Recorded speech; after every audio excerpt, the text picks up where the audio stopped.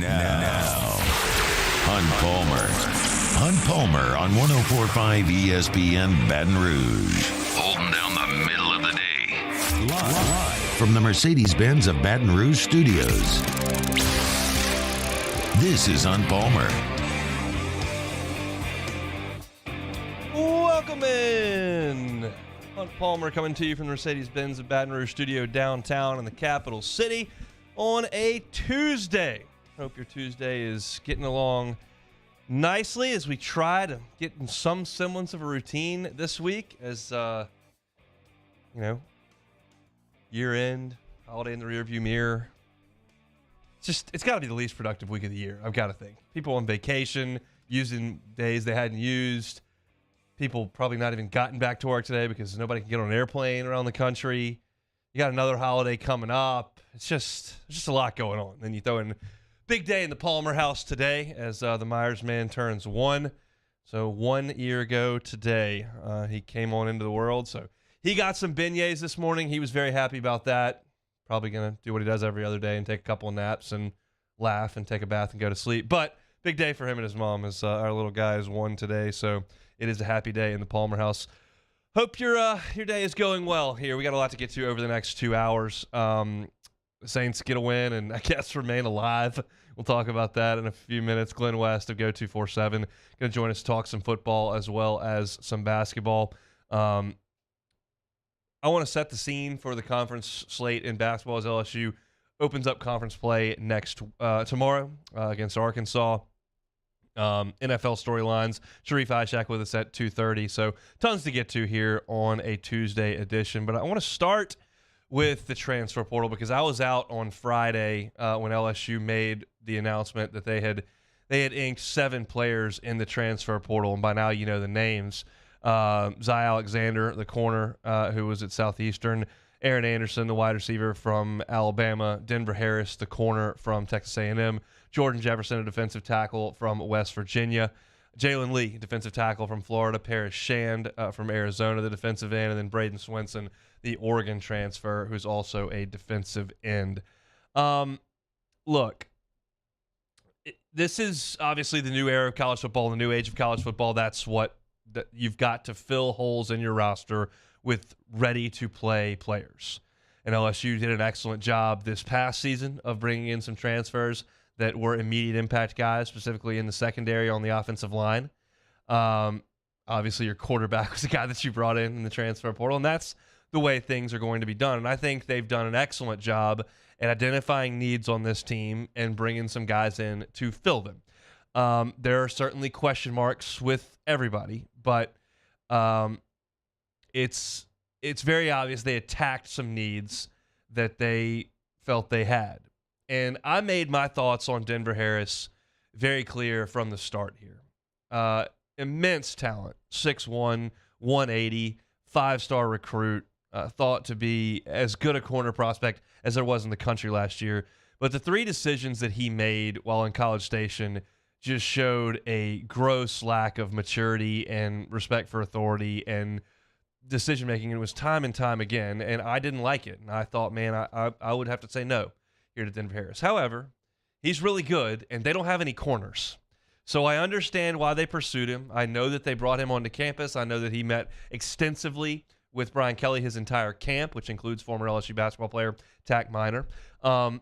And they feel comfortable with it. And I guess the point is, look, if he steps out of line again, you just cut bait. You know, if you're not familiar with Harris's story, this is a guy who snuck out and missed curfew the Friday before the Miami game when there was 2 top 25 teams. He was suspended for that game. It's a guy who put himself on Facebook Live playing Speed Racer in a parking garage. This is a guy who was doing something to break the rules in the locker room, whether he was smoking weed, whether he was vaping. Either way, he didn't play in the last 4 games of the season because of something that went on in the locker room. And this is not, I got drunk and got in a bar fight. Oops. This is not, this is continuous and deliberate stuff that I didn't love. But he's a good player, and he's going to play quick next year against Florida State. So you go ahead and you add him. Zy Alexander's the other corner who has got that length. He's 6'3", made some plays on the ball for Southeastern. Look, I don't know how the game's going to translate to this level.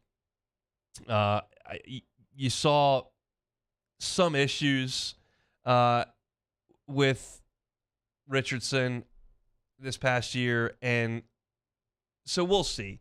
But I think that there's a lot of talent there with Zion Alexander. We'll just see how well it transfers, and you've got a spring to evaluate that. Where they did the best job is on the defensive front, and they had to.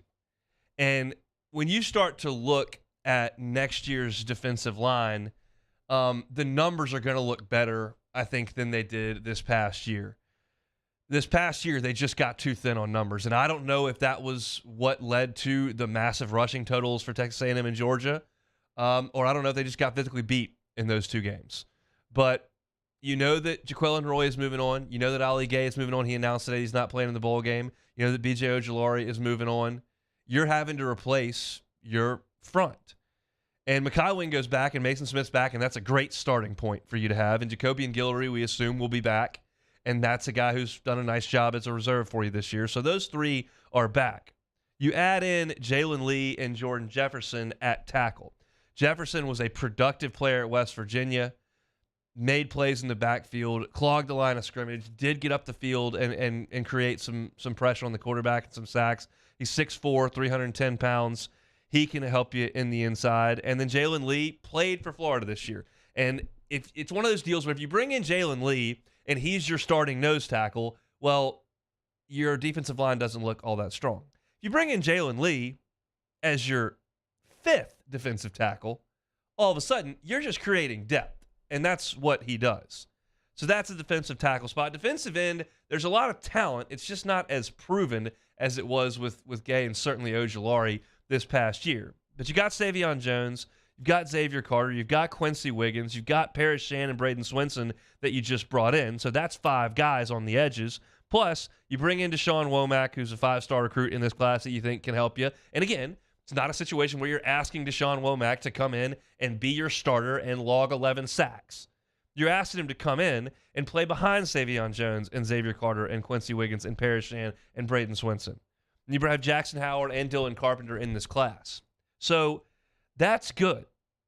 Your depth right there is Mekhi Wingo, Mason Smith, Jacobian Guillory, Jalen Lee, Jordan Jefferson, that's five. Savion Jones, Xavier Carter, Quincy Wiggins, Paris Shan, Braden Swinson, that's five. So that's 10. And then the three guys in this class. That's 13 defensive linemen. Okay, those numbers look pretty good for next year.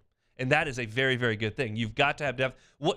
Really the first thing I said on this show the Monday after the Georgia game was, look, you played Roy and Wingo 95% of the snaps in that game, and Georgia was doing hockey line shift changes on the defensive front. That's a different level of a program. And I'm not suggesting LSU is going to be in that type of shape next year, but 13 guys is pretty encouraging at this point. However, on the flip side of that coin, you at defensive tackle next year are very likely to lose Mekhi Wingo, I think. Jacobian Guillory,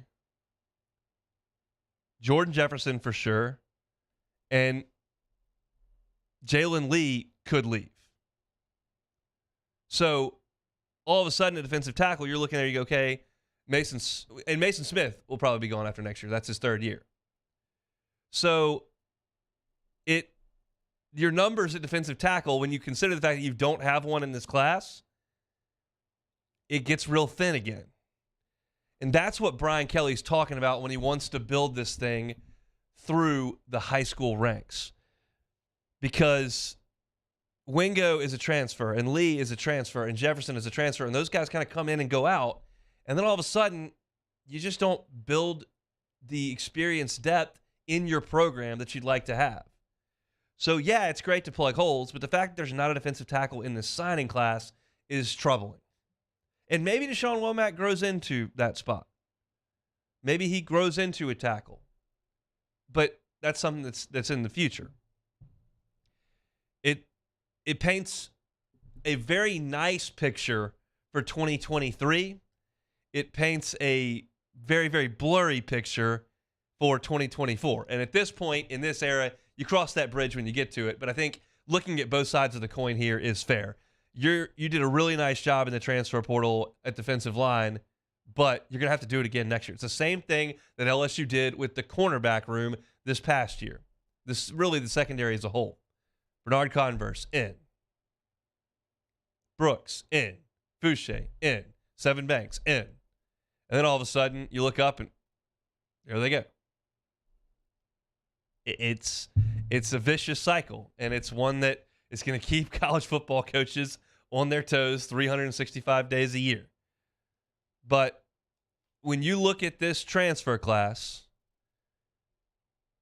you look at 7 guys who are very, very likely to help you next year, and that's a good thing. I think a lot of people took my signing day opening statements as very negative or pessimistic, or when I said the reality is, like, a lot of these guys aren't going to finish their time at LSU. And that's the opposite when you look at the transfers. These are plug-and-play guys. This is, in the NFL, your free agent signings. You identify a spot where things are a little light, then you go make it happen. And they did that. You got 2 corners in Alexander and Harris. You got a return man that you really needed in Aaron Anderson. And then you added depth to your defensive line with Swenson and Shand and Lee and Jefferson. So I think job well done by LSU to identify these guys and make it happen. Obviously, Brian Kelly knew that this was going to happen pretty early on, and they put together kind of a signing day type situation on Friday where they released them all at one time. We had a couple of that, put their stuff on Twitter: Jalen Lee, Denver Harris, Aaron Anderson, that kind of stuff. But the rest of the guys just kind of appeared. I didn't even know. Well, I was shocked when I knew of 2 guys, and all of a sudden, Brian Kelly gets to the microphone and says, "Yeah, I think we're going to sign 7 or 8 on Friday." It's like, Friday? It's Wednesday. But they already had it all put to bed. They got these guys on the campus. They had extensive meetings with them, and they created some space and brought those guys in. So really, really good stuff for LSU in the transfer portal. That's exciting news for the Tiger program as they now set their sights on the Citrus Bowl. And I was up on campus today looking to try to get an interview for my pregame show. I didn't realize they were leaving today. They're going to spend 6 nights in Orlando, which seems a little extensive to me, but hey, hope they have a blast. But the team is departing for Orlando today. They'll hop a flight, which actually they just left 10 minutes ago from campus, so they should be in Florida here in the next 2.5 hours, I would think. So prep is underway. We're going to have some discussion about Purdue tomorrow. We'll have a beat writer come on tomorrow and start looking towards the game here, breaking down Purdue and getting ready for the Citrus Bowl as we put a bow on this 2022 regular season and bowl game. Still a lot to get to here on the Hunt Palmer Show. When we come back, I want to talk a little bit about the Black and Gold and how they managed to kind of stay alive. That's next on 104.5 ESPN Baton Rouge. This is Hunt Palmer. Our listeners fire off their opinions on the jimsfirearms.net hotline at 499-1045. Keep listening for your next chance to shoot us your thoughts with the jimsfirearms.net hotline on 104.5 ESPN Baton Rouge.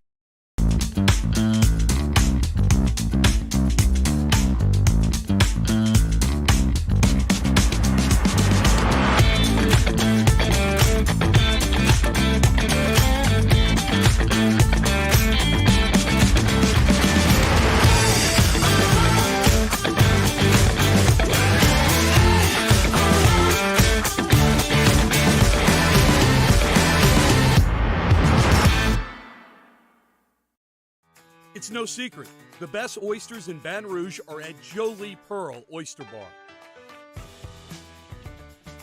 Enjoy mouth-watering South Louisiana flavor and oysters from all over the country. And don't forget our nightly drink specials.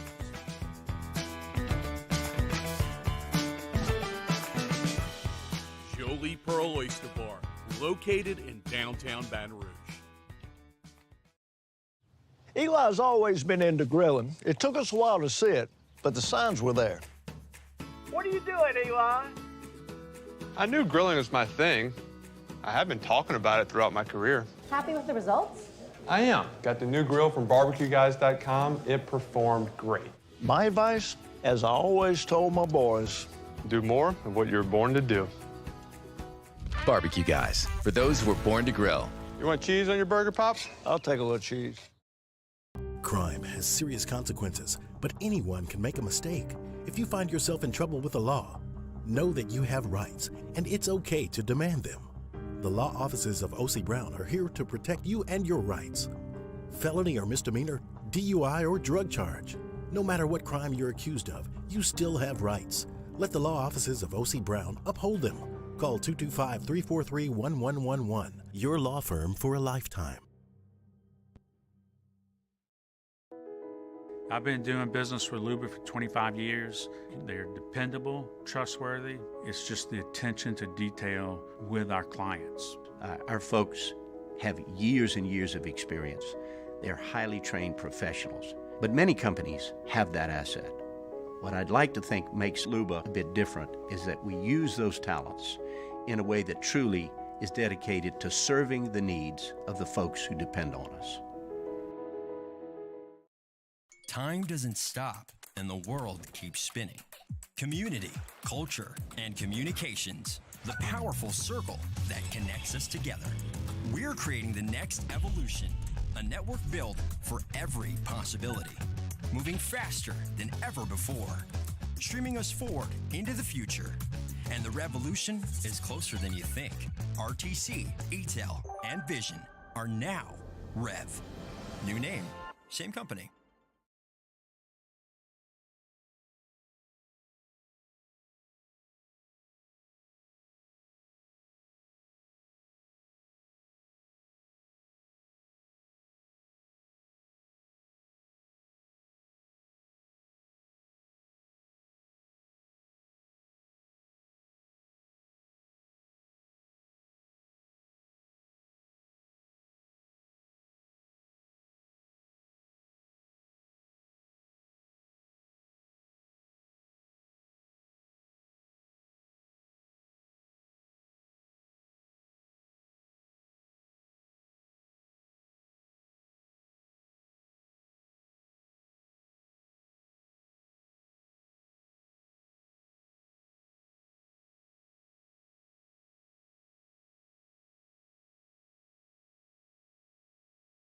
Join me, Jimmy Out and Mike Delicano for the Tuesday edition of Game Time presented by Bet Rivers. We're at Dozy Place on Government Street in the heart of Mid-City. Game Time presented by Bet Rivers, 6 to 8 p.m. on 104.5 ESPN Baton Rouge.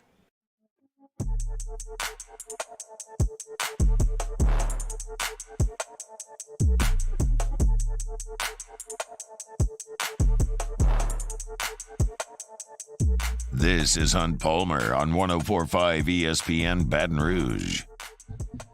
Glenn West of Go247 going to be with us here in about 12 minutes talking LSU. Going to get you ready for LSU Purdue, as well as LSU Arkansas tomorrow in the SEC opener inside the PMAC. 8 o'clock tip-off, Tigers and Hogs. Pumped up to be in the PMAC for that one. But the Saints staying alive best they can. They go to Cleveland and get a 17-10 win. There's a lot going on. It was Christmas Eve. A lot of people traveling, meeting with family. I don't know how locked in everybody is on the Saints at this point, but 2 weeks left to go. They're still mathematically hanging around because they were able to go to Cleveland and win. If you didn't see this, it was an interesting environment in Cleveland. The coldest game at First Energy Stadium, which opened in 1999. At one point during the first quarter, the Browns PA announcer announced that any fans sitting in the upper deck, exposed to the wind, could come down to the lower level. That's what kind of crowd we were talking for a game between the Saints and Browns. Hundreds of fans poured out of the upper deck down into the lower bowl. The Saints had never played in a game this cold. Previously, the coldest game in Saints history was 24 degrees on December the 26th of 1993. That was in the Vet up in Philly.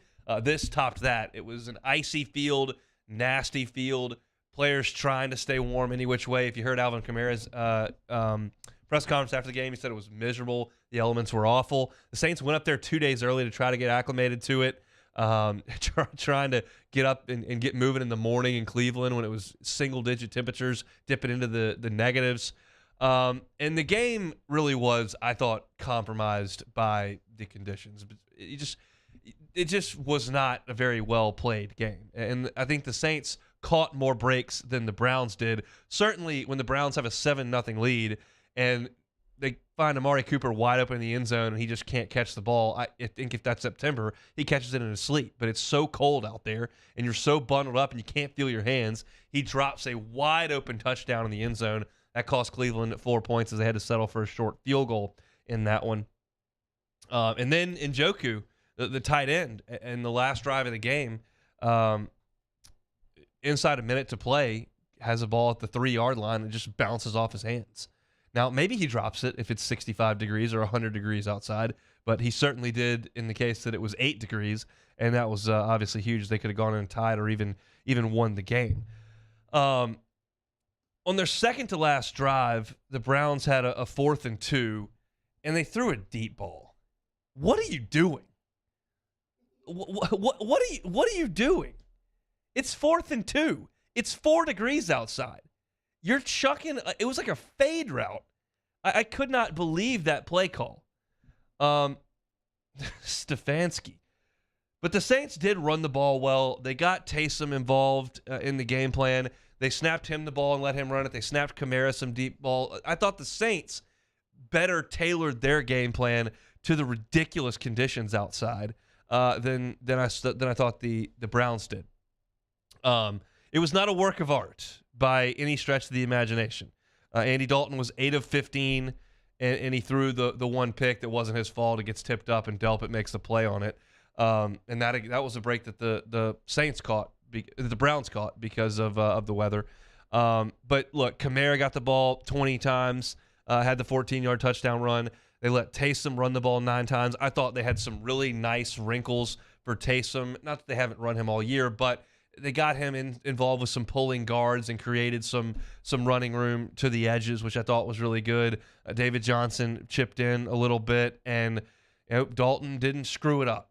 And that's basically what you've got to ask him to do at this point. So, look, the Saints, they were facing a Cleveland team that could not stop the run, and they pounded ahead for 152 yards. They averaged 4 yards per carry. The 2 touchdowns were on the ground, and the defense made the plays when they had to late. And it didn't look great there as Deshaun Watson and the Browns were going down the field, but you get the drop by Njoku, and then they get a 4th down play, and you get coming downhill with the sack, and Dennis Allen jumping into the player's arms. And look, I'll give the Saints this. It's the bare minimum, but they're still fighting. They're still scrapping, and they got it done in horrendous conditions up there in Cleveland.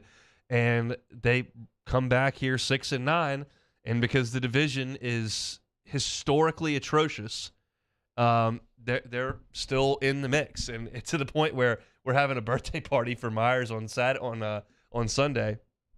And Sunday's the first. Yeah, so we're having a birthday party for Myers on Sunday, and we got 2 people have already texted me and saying, "Hey, Saints game's gonna be on?" Like, yeah, we'll have the Saints game on. It's all good. So some people are still invested in the black and gold, and that's, it very likely goes by the wayside on Sunday when you play Philly. We'll see if Jalen Hurts plays or not, but it's the analogy that I talk about all the time with college baseball, how you can play poorly for a while, but you still have a fighting chance if you can hang around. And at this point, the Saints have been terrible, but they still have a fighting chance. It's not like college football where if you lose 9 games, lost 9 games, they're still hanging around with 2 weeks left. They could lose 11. But it gives you a chance, and they could have packed it in. I mean, I've seen I'm not suggesting that some teams have packed it in the NFL, but there are some teams that just are not winning. And the Saints the last 2 weeks, as bad as it's been, have found a way to win. And with Cleveland, you've brought Deshaun Watson in, and taken all the scrutiny and all the hate for it, dealt with all the PR disaster that it is bringing in Deshaun Watson, and you trot him out there, and you can't win a game, and you're not really moving the ball. Now, this was a little bit of an extreme situation. I understand. You don't necessarily think that you're always going to have 8-degree weather, but look, you go out there, and you're not moving the ball at all. The one game they won with Deshaun out there, they scored 13 points, and the Ravens played a backup quarterback and couldn't move. So they won the game. But you scored 10 on the Saints, 13 on the Ravens, and 10 on the Bengals. And he doesn't look very good. So maybe it's just 2 years off. Maybe he shakes the rust off over the last couple of weeks, and then he's rip-roaring, ready to go. And when the situation presents itself next year, he's a top 10 quarterback in the league. But right now, if you're sitting here and the Browns are going, well, this offense sucks. Like, we've got some weapons. Chubb's good running back. Hunt can play. Cooper's been a good player in the league. Njoku's a talented tight end. We don't move the ball. And that's the situation that the Browns are in. But the Saints live to play another day. And gives us something to talk about here with the Saints and Eagles game this weekend, because it does matter. The Eagles do now really need to win because Dallas got them and the Vikings keep winning. So the Eagles need to win football games. The Saints should get their best shot. It just depends on whether or not Jalen Hurts will be around for that this weekend. We'll get some more information as the week progresses on that. But the Black and Gold do get the win up there in chilly Cleveland, 17-10, moves them to 6-9 on the year, and we'll see what they can do moving forward this week. Cleveland, on the other hand, drops that game. They have lost 2 of 3 after a nice little pair of wins over the Bucs and the Texans. So we'll talk with Sharif Ishak in the second hour, a little bit about the Pels and a little bit about the Saints as well. I want to talk a little LSU basketball as that approaches tomorrow. Do that at the top of the second hour. I want to remind you, if you're looking for something to do tonight, we are back in action at Plucker's Sports Trivia. I know it's middle of the holidays, all that kind of stuff, but we are going to have sports trivia tonight, 8:30, Nicholson location. So looking for something to do, we'll have bowl games on. We'll have some basketball on as well. And we'll be doing some live action trivia, 5 rounds. You can win gift cards, $15 a round for first place, $5 a round for second place, $10 for the best team name. So grab a team. Come on out to Pluckers tonight, Nicholson location at 8:30. When we come back, Glenn West, Go 247, talking Tigers on the football field and on the basketball floor. That's next on the Hunt Palmer Show. This is Hunt Palmer. In times of need, get a full list of phone numbers, websites, and other important emergency information on the Demco Stormwatch page at 1045ESPN.com. Bayou Ford has $10,000 off MSRP on a new 2022 Ford F-150, plus no payments for 90 days and 2.9% APR for 72 months. All new Bayou vehicles come with a 1 million mile powertrain warranty. If you need sales or service, the crew at Bayou Ford is going to do right by you. Time doesn't stop, and the world keeps spinning. Community, culture, and communications, the powerful circle that connects us together. We're creating the next evolution. A network built for every possibility, moving faster than ever before, streaming us forward into the future. And the revolution is closer than you think. RTC, ETEL, and Vision are now Rev. New name, same company. Gulf Coast Bank and Trust is giving our customers the power to bank anywhere, anytime during this challenging event.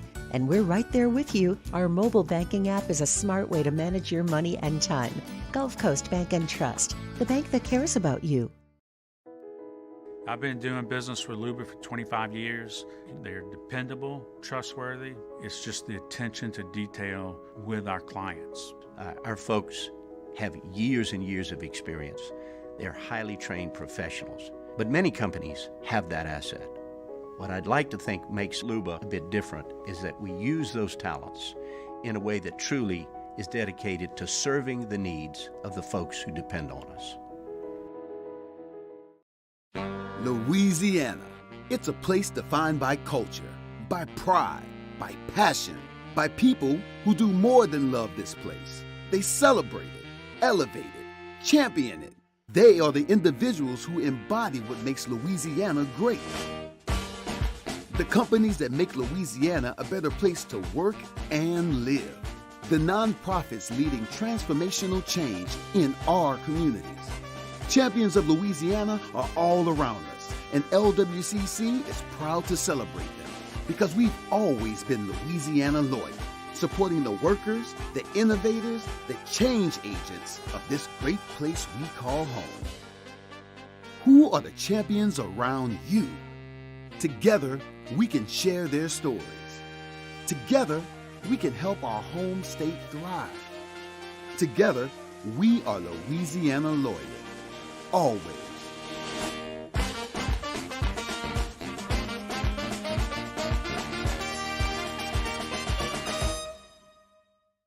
Gulf Coast Office Products is a nationally recognized Savin office equipment dealer based right here in Louisiana. Over 100 employees strong, Gulf Coast has the boots on the ground to support all vertical markets from education, engineering, legal, and finance. With the latest in office technology from desktop to production segment units, Gulf Coast and Savin have the perfect fit for you. Call 225-756-2644. That's 756-2644 for Gulf Coast Office Products. Oh, hey, what's up? It's Big V and Bubba, 100.7 The Tiger Morning Show. We'd love for you to join us every weekday, 4 a.m. till 9 a.m. Yeah, everything you want in a show. Country music. We got laughs. We got celebrity in-studio guests. We just need you. Join us every weekday morning, 4 a.m. to 9 a.m., right where it all started. That's right. Louisiana's country station, 100.7 The Tiger. ServiceMaster Elite create clean, disinfected work environments. As a local business, we take pride in serving the New Orleans and Baton Rouge areas. Our cleaning protocols follow CDC and OSHA standards for healthcare settings, offices, senior living, restaurants, and industrial plants. Matt Moscona from all of us here at AFR. We're wishing you and yours a very Merry Christmas, a happy holiday season. We're going to take off for the long weekend and be back on Tuesday ready to talk for AFR 3 to 6, 104.5 ESPN Baton Rouge. To me.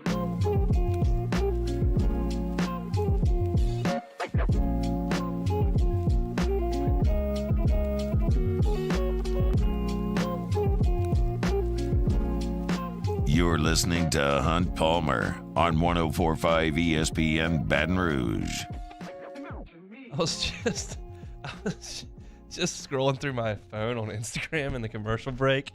Video pops up, just a standard living room, 2 kids in there watching TV, and this person comes in dressed as the Grinch with a trash bag and starts taking their presents from under the tree, and the kid, who must be like 6 or 8, just starts screaming at the Grinch and punching him and kicking him, and the other one's just crying on the couch. It would look to be a significantly traumatic situation, but it was very, very funny to watch. I don't know if I'll be employing that strategy in my house anytime soon, but it was quite humorous on the gram. Let's go out to the Jim's Firearms hotline. Glenn West, Go 247, is our guest. Glenn, how are you, sir? I'm doing great, hon. How was your holidays? Very good. A lot of driving. A lot of people want to see the 1-year-old that you have. So you go to Lafayette and Metairie and Covington and Baton Rouge and all that. But it was a ton of fun. I'm glad to be back here talking a little bit of sports, which we will do with you. The team is headed to Orlando today, which I think is a little bit much. But what do you sense the focus level is from this football team as they head to the Citrus Bowl? Yeah, I think they want to strike a balance there, kind of taking advantage of the opportunity they carved themselves here with a bold trip. And so it sounds like these first couple days, they're kind of going to work themselves back into prep week for this bowl game on the 2nd. So I think it sounds like they're going to have a little bit of fun, the first couple days, and then kind of wind into more of the locked in, focused preparation for Purdue, which, is fine. I mean, I think it's something that, this team in year one that in a lot of respects exceeded expectations. And when you got a venue like Orlando, there's certainly not a shortage of stuff you'll be able to do outside of your hotel and outside of just preparing for the game. So I think it was a smart move by Coach Kelly here to help get the guys a little bit of an extended vacation, a little bit of a break, and then kind of move into the preparation part next couple days. Jaden Daniels announced not only is he going to play in this bowl game, but he's also going to come back next year. Did that surprise you? No, I don't think it surprised me. I mean, I think there were certainly some questions up in the air after the season, just kind of the way LSU finished there in terms of, would he, ultimately elect to go to the draft? Would he decide to come back? But I think it was a smart decision. I mean, look, when you're in the age of NIL these days, if you don't think you're going to be a day 1 or day 2 pick, then it almost behooves you if you're the starting quarterback of a Power 5 program like LSU, and a guy like Jaden Daniels who's so electric and has so much potential to come back and to test, to have another year here in this system. And I think the biggest thing that return does is just give continuity to the offense. And so it gives them a whole nother offseason to work with Booty and with all the receiving weapons that they have coming back. And I think it's just going to be a really good. I think this is going to be one of the better offenses next year in the SEC because of the anticipated work that you think these guys are going to put in this offseason. Is there any way that Jaden Daniels is not the starting quarterback next year?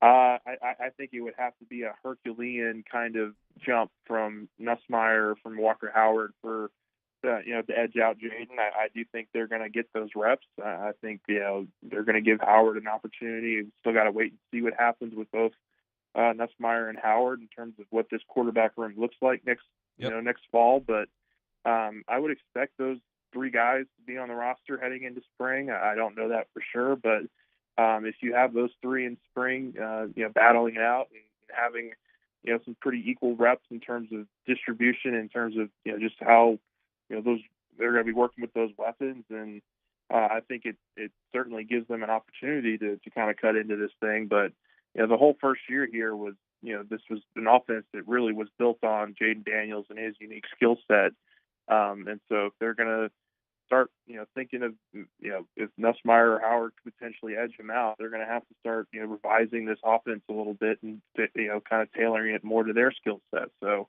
I do think it's going to be ultimately a really tough uphill climb for those two to be able to nudge Jaden, but you never know.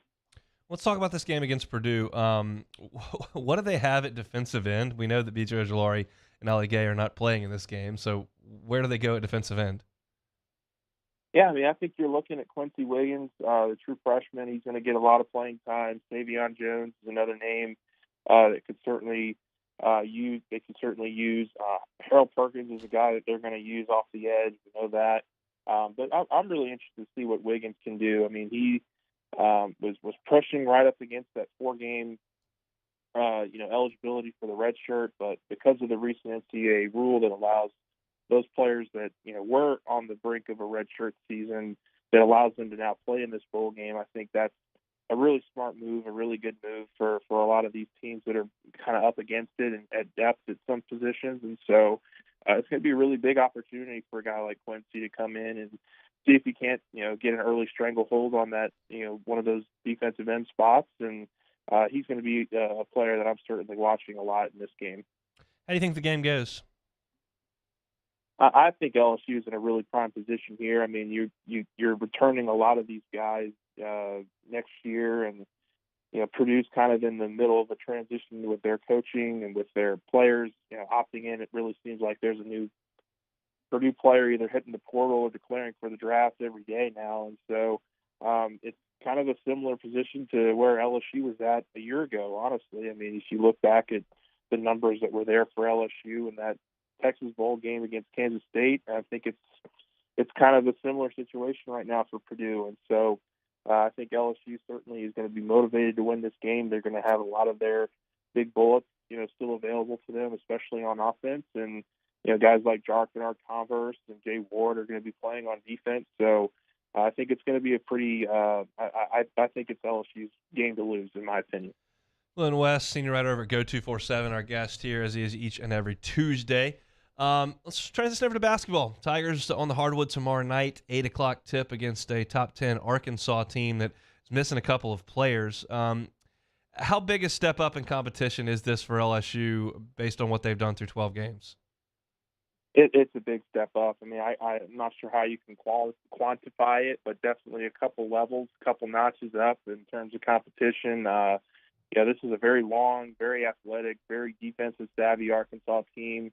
This is a program now that's been to the Elite Eight for 2 years in a row. And so this is going to be a really tough matchup. Ricky Council, Anthony Black are kind of leading the backcourt right now for those two guys. Those are 6'7", 6'6" wings who are really active defensively and create a ton of steals, create a ton of deflections. And so I really think LSU's best chance in this game is to be kind of the enforcer on defense and try to create as many turnovers as possible, get out in transition and convert in transition.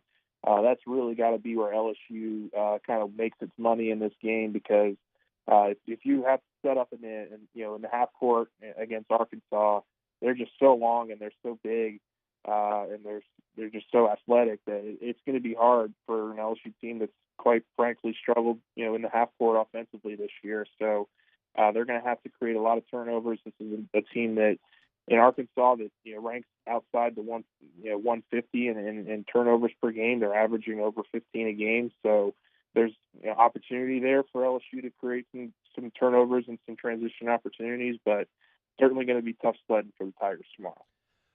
We'll stay on the Arkansas game here. Obviously, they lose Brazil, their big man, but they do have some reserves that come in, none as quite as dynamic as Brazil. How do you think KJ Williams plays against a tougher level of competition than what he's been doing at Murray State and then here for the first 2 months of the year? Sure. Well, I think what is so great about KJ's game is that it's really a modern big kind of game. I mean, he's a really great perimeter shooter. He's a guy that can take you beyond the arc. He can put the ball on the floor a little bit. I think probably the one area that he would even tell you he struggled in this year is finishing around the rim. And so that's the one area here where Arkansas, I think, has the advantage. But KJ has really been putting in a lot of work on that jump shot, and I think you can certainly see that. So wouldn't surprise me to see him be kind of on the perimeter in this game and really try to beat Arkansas in that way, stretch the floor in the early part of the game and see if he can't get into the lane towards the end. But he's a guy that I think won't have a problem getting his points. It's just about the efficiency at which he does, and I think that's going to be really, really important for LSU tomorrow.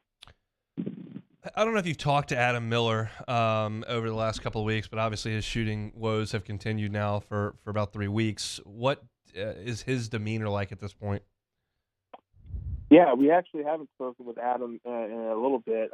We talked with Coach McMahon today. The media talked with Coach McMahon about that, and that was one of the questions to him. And he's one that he's not going to really get in a guy who's going through a shooting slump. He's going to let him work through it. And Adam's the way he started this season, it was guns a-blazing, and now it's been really kind of ice cold the last couple of games. And so I think he's 5 of his last 36 from long distance. Yep. And so they really need that to start to change. You can do a couple things offensively in terms of getting him on ball screens and opening him up for catch and shoot opportunities, but shots just aren't falling right now. And so I think that's just a thing where he's got to get in the gym and continue to work on it and not let it get in his head any more than it maybe already has. And so that's a big part of LSU having some success in this early part of the SEC schedule is getting Adam Miller going from downtown again.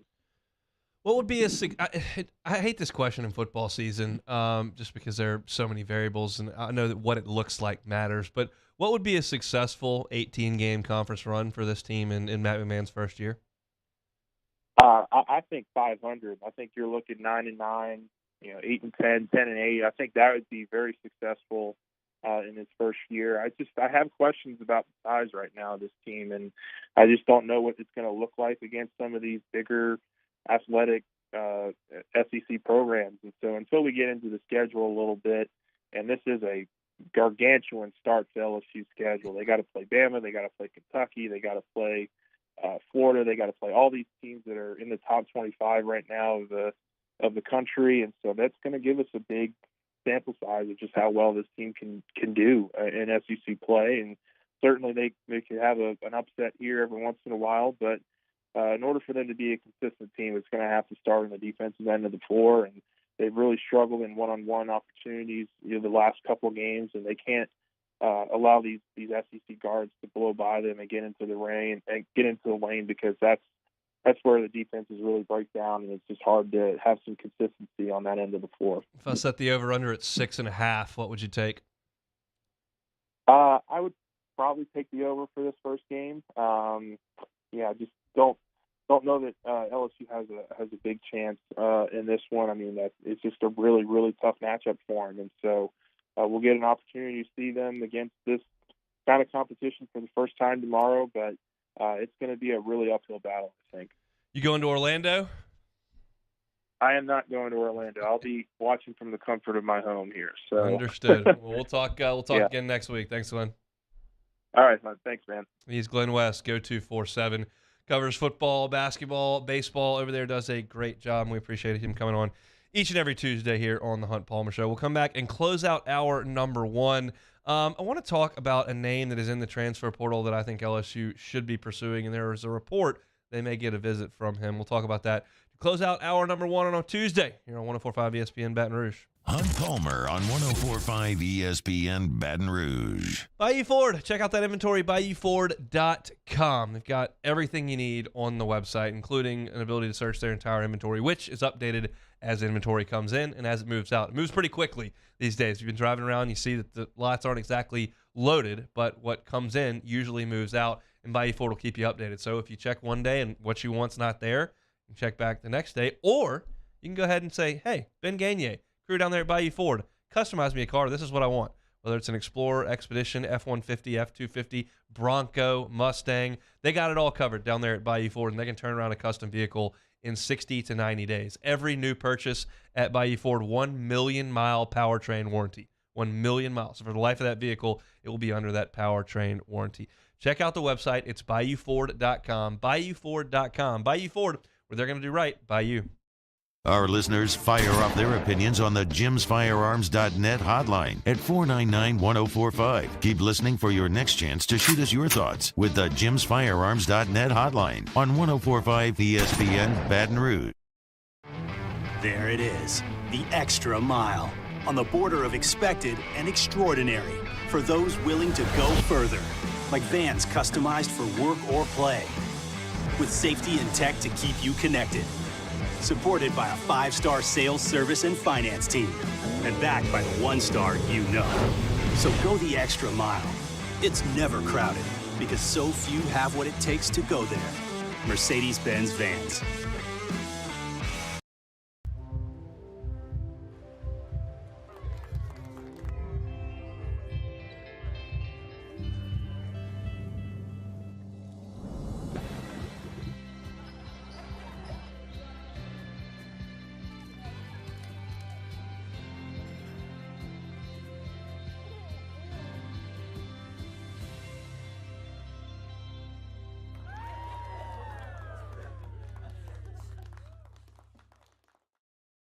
It's no secret. The best oysters in Baton Rouge are at Jolie Pearl Oyster Bar. Enjoy mouth-watering South Louisiana flavor and oysters from all over the country. And don't forget our nightly drink specials.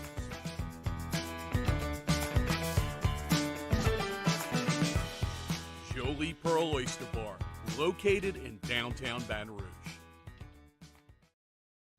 Eli's always been into grilling. It took us a while to see it, but the signs were there.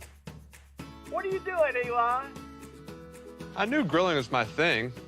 I have been talking about it throughout my career. Happy with the results?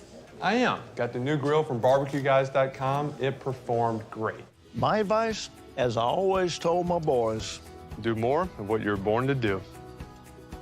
Barbecue Guys, for those who were born to grill. You want cheese on your burger, Pops? I'll take a little cheese. Crime has serious consequences, but anyone can make a mistake. If you find yourself in trouble with the law, know that you have rights, and it's okay to demand them. The law offices of O.C. Brown are here to protect you and your rights. Felony or misdemeanor, DUI or drug charge. No matter what crime you're accused of, you still have rights. Let the law offices of O.C. Brown uphold them. Call 225-343-1111. Your law firm for a lifetime. I've been doing business with Luba for 25 years. They're dependable, trustworthy. It's just the attention to detail with our clients. Our folks have years and years of experience. They're highly trained professionals. But many companies have that asset. What I'd like to think makes Luba a bit different is that we use those talents in a way that truly is dedicated to serving the needs.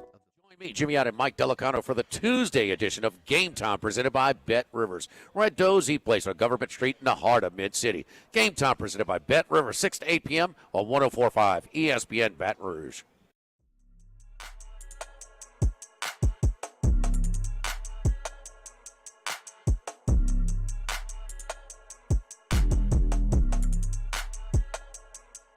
This is Hunt Palmer on 104.5 ESPN Baton Rouge. Wrapping up hour one here on a Tuesday. A report on 247 that I was reading earlier today piqued my attention, the transfer portal. A lot of transfers have found homes by now. And so the numbers are thinning a little bit. Now, it's certainly still a massive number of players in the transfer portal, but the fact of the matter is that there aren't that many of the players that LSU would be very, very interested in. Most guys are transferring from one place to another and are not on the level that LSU would be looking toward. That's not the case with Fentrell Cypress. If you don't know who Fentrell Cypress is, I don't blame you, because I certainly didn't know who he was as of 2 weeks ago. But learned of him as I was going through transfer portal rankings of the best players available, and 247 put out their best players available 6 hours ago, and Fentrell Cypress is on that list. And it reads that the best available transfer on the board is Fentrell Cypress, cornerback from Virginia. Cypress visited Florida State the weekend before Christmas and liked what he saw. As Knowles 247 noted, the Rock Hill, South Carolina native is coming off a remarkable 2022 campaign in which he was named second-team All-ACC, a Pro Football Focus first-team All-ACC player. He made 39 tackles, 14 pass breakups, while allowing an NFL passer rating of 58.2 when targeted according to PFF. And the thought is that he may be giving LSU a visit here in the coming weeks. I'm all about this guy. They have got to continue to add at corner. I know that you added Denver Harris. I know that you added Zy Alexander. I know you like Javian Toviano a lot. Fact of the matter is, you need a lot of DBs. And if you can get one in Fentrell Cypress, who is an all-ACC performer, that's plug and play. That's what you need. You're losing Jarek Bernard-Converse. You're losing Colby Richardson. You're losing Jay Ward, Joe Fouché, Todd Harris, Radarius Jones, J.L. Davis-Robinson. Like, you're losing so many guys out of the secondary. And as you look at guys returning off of this past year's team, or the current year, I guess, if we still got one game to go, you got Major Burns, you got Sage Ryan, you got Seven Banks. Like, okay, you got a couple guys, but you need to overhaul that position. And Fentrell Cypress, I'm all in on. Look, Denver Harris is a heck of a talent, but I don't know if I can trust him. Zy Alexander was incredibly productive in the FCS. I just watched a player from the FCS in Louisiana come and not necessarily light it up on Saturdays for LSU. So I'll hold judgment on that. I don't know if Seven Banks can play at this level right now. He hasn't played in 2 years. So I'll take the All-ACC guy. That's now, in my opinion, what should be LSU's number one target. That's the way I see it. Now, I have no inside source, no inside information. I'm going off a message board post from Florida State's 247 site that says that the staff thinks that he may take a visit to Baton Rouge. I think it's good news for LSU, if they're interested, that Fentrell Cypress played at Virginia, has played against Florida State, visited Florida State, and has not pulled the trigger on a transfer yet. I think if he knew where he was going and Florida State was signed, sealed, delivered, and he loved it, he'd already be there. He's still exploring options. That would make sense, right? I mean, Aaron Anderson was going to go to LSU. He entered the transfer portal, said, don't contact me, and he ended up at LSU. Denver Harris visited LSU, was in the mix at LSU as a high school recruit, ended up at A&M. He took one visit, pulled the trigger that week. This is not the same case. He knows about Florida State. He played Florida State. He visited Florida State before Christmas a week ago. Still making calls, still scheduling trips. That sounds to me like a guy who might be interested in another place. And I am all about it. LSU can sell DBU. They can sell immediate success in the Brian Kelly era. They can sell the heck out of playing time. And all of a sudden, if you can add him with Harris and Alexander, Toviano, you've supplemented that talent, what you had. And it's not the 2011 secondary with Mo Claiborne and Tyrann Mathieu and Eric Reed and Brandon Taylor and Thorold Simon and Ron Brooks. It's not necessarily Christian Fulton and Derek Stingley with Grant Delpit, but you're getting closer than when I look up and say, hey, everybody left, and you got Major Burns, Sage Ryan, and Sevin Banks. You had Demarius McGee. I mean, you got to do better than that. And hopefully Fentrell Cypress is interested, because I'd be all about that. We'll see if more of that unfolds in the coming days, and we'll certainly keep you posted on that. You missed any of the first hour? Catch it on demand, 1045ESPN.com's on-demand page. Just click on my name. Every day, the new edition of the show is posted there. You can also catch us on Apple Podcast or on Spotify. You can find us on YouTube, where a bunch of y'all are hanging out right now. Throw us a like if you would. We certainly appreciate that. Rate, subscribe, review, like, all that good stuff. We always appreciate it. Now, number 2, we got a ton to talk about. LSU hoops, the NFL weekend in review. Sharif Ishak going to join us at 2:30 to talk Saints and Pels. We always close things out with take it or leave it. We'll crank things up. Kind of a scene setter for the SEC basketball play with the Fighting Tigers of LSU. Come back with us after Sports Center. It's the Hunt Palmer Show.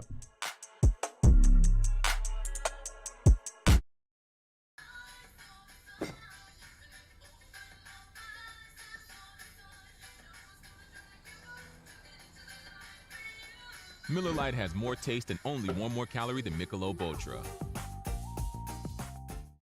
Want more customers? Running Boards Marketing can help you get their attention. Imagine your brand's message on a giant LED billboard truck that can't be skipped and is nearly impossible to ignore. Running Boards Marketing is the leader in effective and affordable advertising on digital mobile billboards, which are 2 times more effective than traditional billboards. With a 97% recall rate, you'll leave a lasting impression with your customers. Visit us online at runningboardsmarketing.com so we can drive your message to where the people are. Bayou Chrysler Dodge Jeep Ram has $10,000 off MSRP on all new 2022 Black Widow Jeep Gladiators in stock. All new Bayou vehicles come with a 1 million mile powertrain warranty and free delivery. If you need sales or service, the crew at Bayou is going to do right by you. Time doesn't stop, and the world keeps spinning. Community, culture, and communications, the powerful circle that connects us together. We're creating the next evolution, a network built for every possibility, moving faster than ever before, streaming us forward into the future. And the revolution is closer than you think. RTC, ETEL, and Vision are now Rev. New name, same company. Gulf Coast Office Products is a nationally recognized Savin office equipment dealer based right here in Louisiana. Over 100 employees strong, Gulf Coast has the boots on the ground to support all vertical markets, from education, engineering, legal, and finance. With the latest in office technology, from desktop to production segment units, Gulf Coast and Savin have the perfect fit for you. Call 225-756-2644. That's 756-2644 for Gulf Coast Office Products. Louisiana. It's a place defined by culture, by pride, by passion, by people who do more than love this place. They celebrate it, elevate it, champion it. They are the individuals who embody what makes Louisiana great. The companies that make Louisiana a better place to work and live. The nonprofits leading transformational change in our communities. Champions of Louisiana are all around us, and LWCC is proud to celebrate them because we've always been Louisiana loyal, supporting the workers, the innovators, the change agents of this great place we call home. Who are the champions around you? Together, we can share their stories. Together, we can help our home state thrive. Together, we are Louisiana loyal. Always.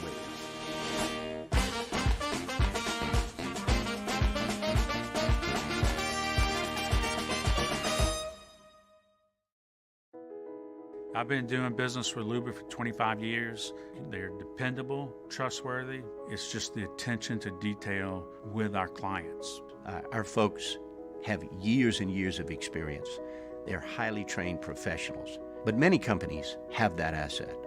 What I'd like to think makes Luba a bit different is that we use those talents in a way that truly is dedicated to serving the needs of the folks who depend on us. Oh, hey, what's up? It's Big V and Bubba, 100.7 The Tiger Morning Show. We'd love for you to join us every weekday, 4 a.m. till 9 a.m. Yeah, everything you want in a show. Country music. We got laughs. We got celebrity in-studio guests. We just need you. Join us every weekday morning, 4 a.m. to 9 a.m., right where it all started. That's right. Louisiana's country station, 100.7, The Tiger.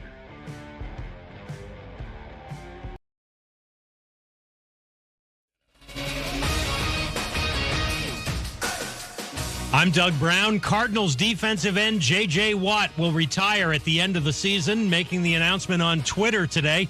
Watt is one of only 3 players to be the league's Defensive Player of the Year 3 times. This is his 12th NFL season. Dolphins quarterback Tua Tagovailoa now in concussion protocol after telling team doctors about his symptoms. ESPN's Mike Tannenbaum says the current NFL system to identify possible concussions during games isn't working. There are rules and procedures in place that are supposed to be led by neutral physicians that are not affiliated with the team, that are jointly hired between the league and the union. I would say they need to be held accountable. Mike Tannenbaum on Key and Max. ESPN's Pete Thamel reports Wake Forest quarterback Sam Hartman will be a grad transfer. He enters the portal after a great career at Wake, setting the ACC record with 110 touchdown passes. He's also second in ACC history with almost 13,000 passing yards. Think O'Reilly Auto Parts for all of your car care needs. We're close, convenient, and known for our guaranteed everyday low prices and excellent customer service from professional parts people you can trust. Stop by your local O'Reilly Auto Parts today. O'Reilly Auto Parts. Better parts, better prices every day. Now, Hunt Palmer on 104.5 ESPN Baton Rouge. Holding down the middle of the day. Live from the Mercedes-Benz of Baton Rouge studios. This is Hunt Palmer. We're number 2 here on a Tuesday. Hunt Palmer Show.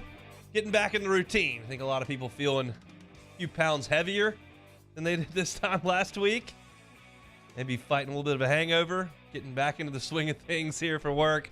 Glad you're making us a little bit of your day here on 104.5 ESPN Baton Rouge. Tigers on the hardwood tomorrow night. Arkansas, ranked 9th in the country, will come into the PMAC for the SEC opener. And that starts an 18-game gauntlet. We have talked about this since really September, that the non-conference was weak, that there wasn't going to be much that was going to be very exciting, and that the SEC was going to be strong, and that the front end of your SEC schedule was going to be absolutely brutal. Welcome to the league, Matt McMahon. Is kind of what Craig Sankey is saying here.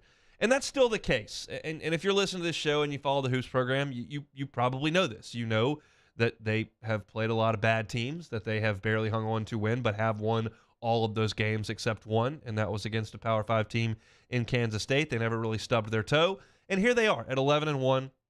At this point in the schedule, and I quite frankly would have taken that if you would have given it to me back in November. So you start SEC play, 18-game gauntlet coming up tomorrow, and I'll tell you that this is pretty easy to evaluate when you look at it.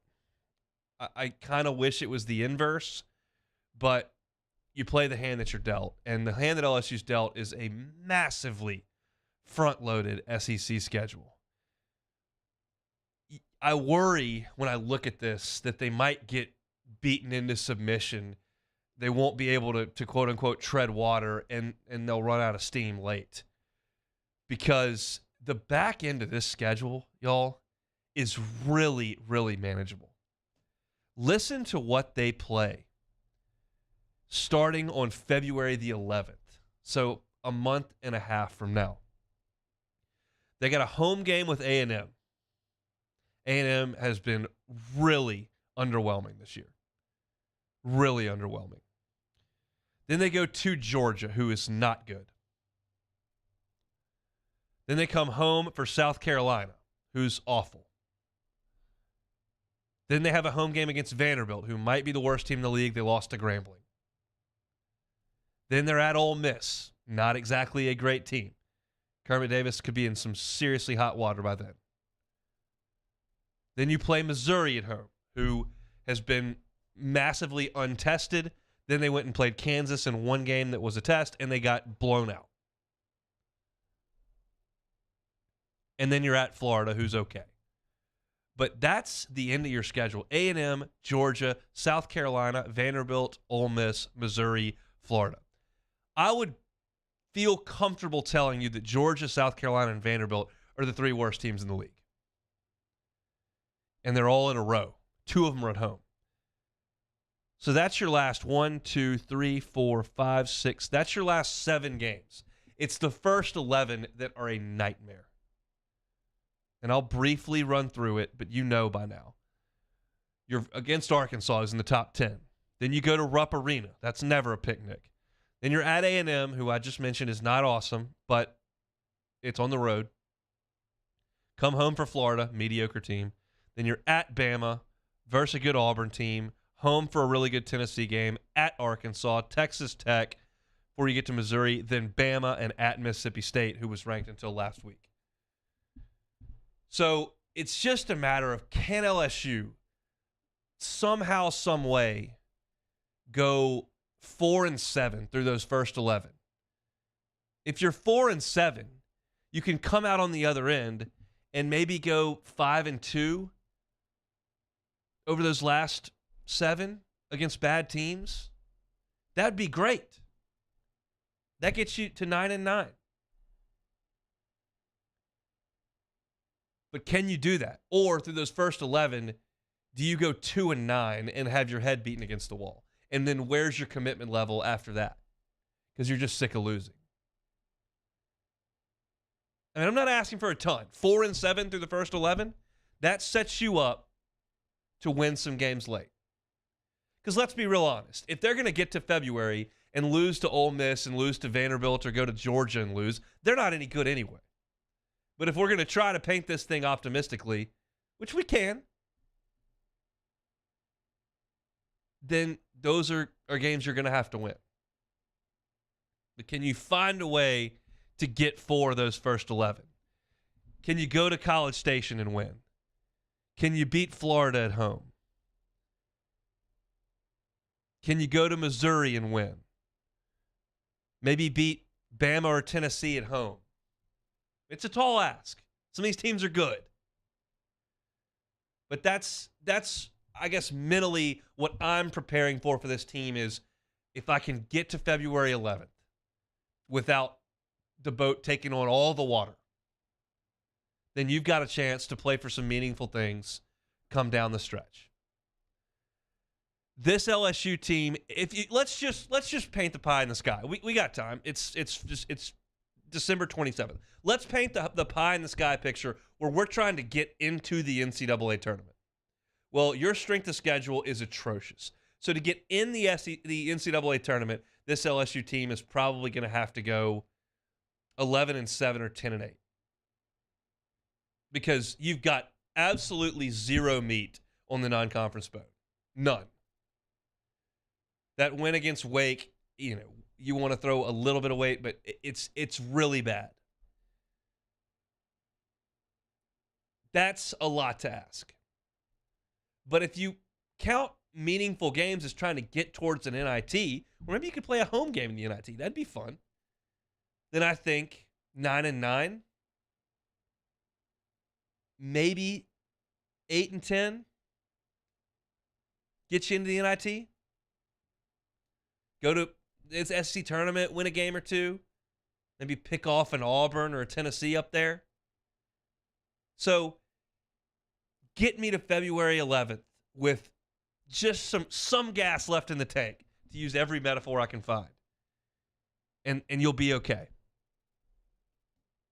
But your home games early are pretty tough. It's Arkansas, it's Florida, it's Auburn, it's Tennessee, it's Texas Tech, it's Bama. I didn't even skip any there. It's a lot. So there are a couple things that are going to have to change for this team if they're going to win games.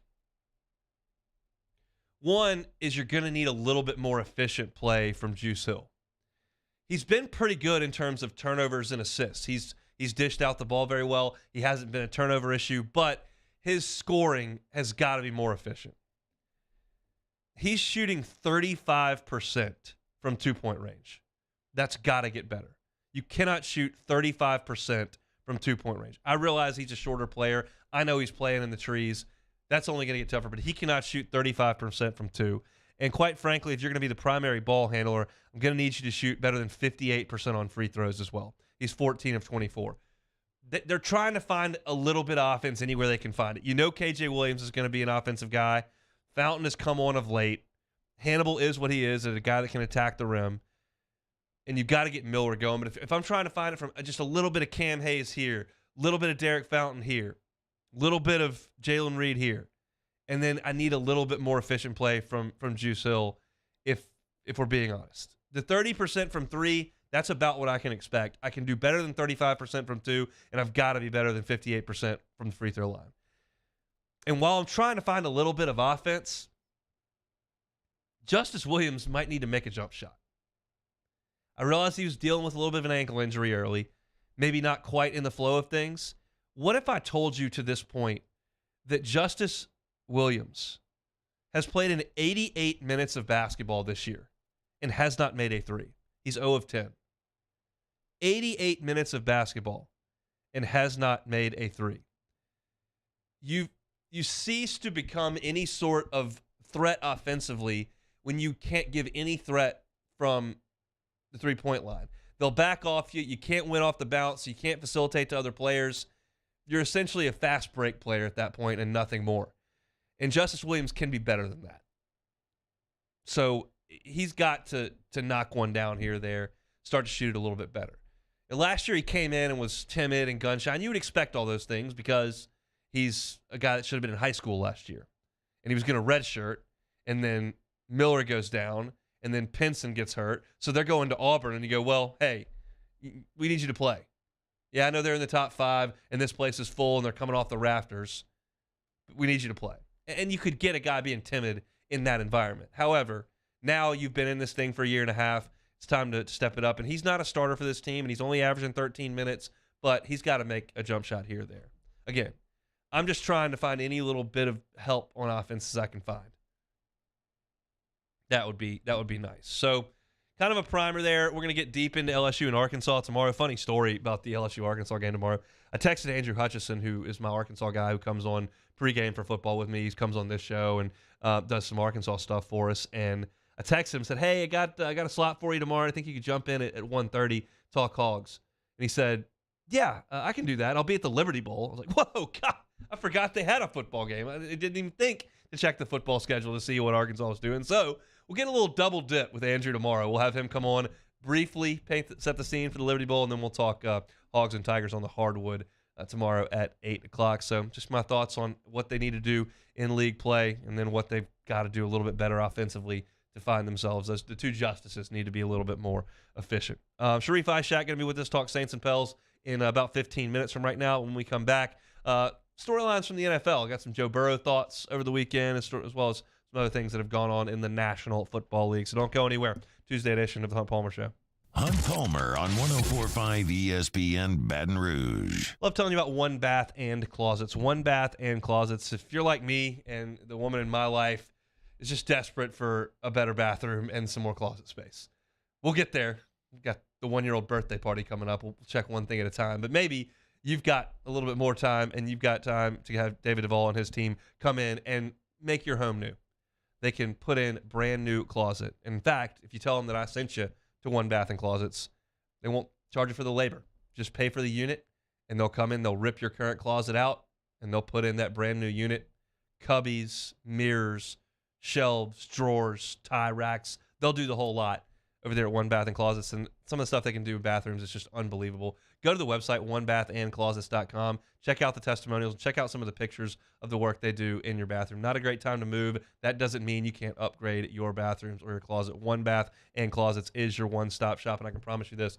They will do it right the first time and leave the competition behind. Call David Duvall and his team or go to the website, onebathandclosets.com. Onebathandclosets.com.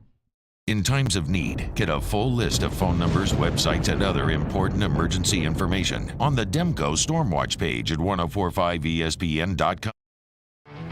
There it is, the extra mile, on the border of expected and extraordinary for those willing to go further, like vans customized for work or play. with safety and tech to keep you connected. Supported by a 5-star sales, service, and finance team. And backed by the 1-star you know. So go the extra mile. It's never crowded because so few have what it takes to go there. Mercedes-Benz Vans. My dad just really enjoyed his life, and he enjoyed smoking cigars and thought he was invincible. My stepdad quit smoking, and he really felt like he was in the clear. Sorry. I wish they would have been screened annually. It's not just you affect, it's your entire family. For more information on Ochsner's free smoking cessation program and to see if you qualify for early lung screenings, visit ochsner.org/quit. ServiceMaster Elite create clean, disinfected work environments. As a local business, we take pride in serving the New Orleans and Baton Rouge areas. Our cleaning protocols follow CDC and OSHA standards for healthcare settings, offices, senior living, restaurants, and industrial plants. Contact ServiceMaster Elite to get your operation ready for reopening with germ disinfection cleaning. ServiceMaster Elite, the trusted choice in professional cleaning since 1996. It's no secret, the best oysters in Baton Rouge are at Jolie Pearl Oyster Bar. Enjoy mouth-watering South Louisiana flavor and oysters from all over the country. And don't forget our nightly drink specials.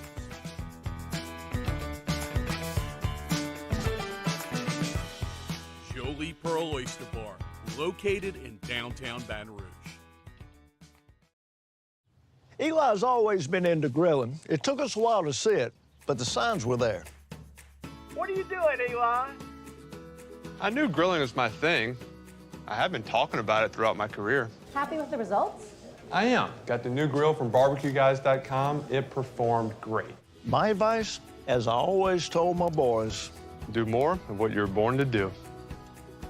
Barbecue Guys, for those who were born to grill. You want cheese on your burger, Pops? I'll take a little cheese. Crime has serious consequences, but anyone can make a mistake. If you find yourself in trouble with the law, know that you have rights, and it's okay to demand them. The law offices of O.C. Brown are here to protect you and your rights. Felony or misdemeanor, DUI or drug charge.